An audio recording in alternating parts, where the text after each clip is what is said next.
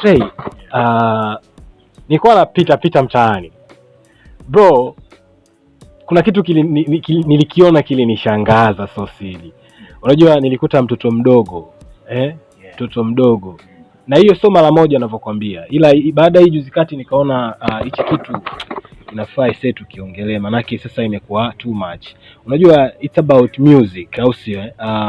Muziki wa kibongo bongo naona sasa hivi yani kama unaendaenda tu bila direction. Kivipi? Muziki ambao watu wanausikiliza na kuimba na kuukariri ni muziki ambao una mashairi ambayo hayajengi, haizidi haipungui. Ukiyasikia kitoka kwenye kinywa cha mtoto unastaajabu. Nafikiri hichi kitu wewe umekikutana nacho pia hata mimi nimekutana nacho pia. Nimekutana nacho lately.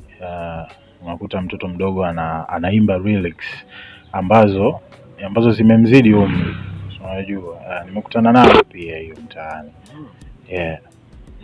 Sasa katika hili swala unahisi nani wa kulaumiwa? Maanake imekuwa too much. Ni mzazi ambaye anamwachia mtoto muziki asikilize, ni presenter au DJs ambao wanaiachia hii muziki kama ipigwe maredioni au BASATA au wasanii wenyewe?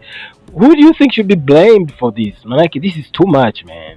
Yani it's too much. Watoto wanaimba vitu ambavyo havifai kabisa, ni haviwajengi. Na tukiangalia pia katika vijana ambao tunawatarajia ni taifa la kesho ambao wanakuwa, unakuta anasikiza ni same songs, unaona, ambazo zina ujumbe wa ajabu. Muda mwingine ni almost kama pornographic songs mzee, kama pornographic. Yani unasikiza mziki lakini maana yake yote ni kitandani, mapenzi yote yako kitandani na sio mapenzi kama mapenzi. Unajua mimi hichi kitu kinanifanya nijisikie vibaya sana sometimes, mpaka inafikia kipindi naona hata uvivu kusikiliza baadhi ya nyimbo za kibongo.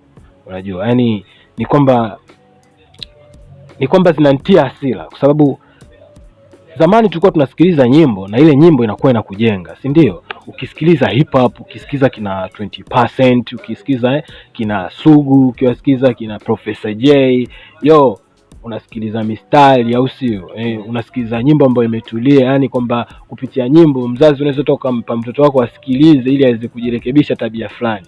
Lakini sasa hivi utasikia inama chuchumaa. So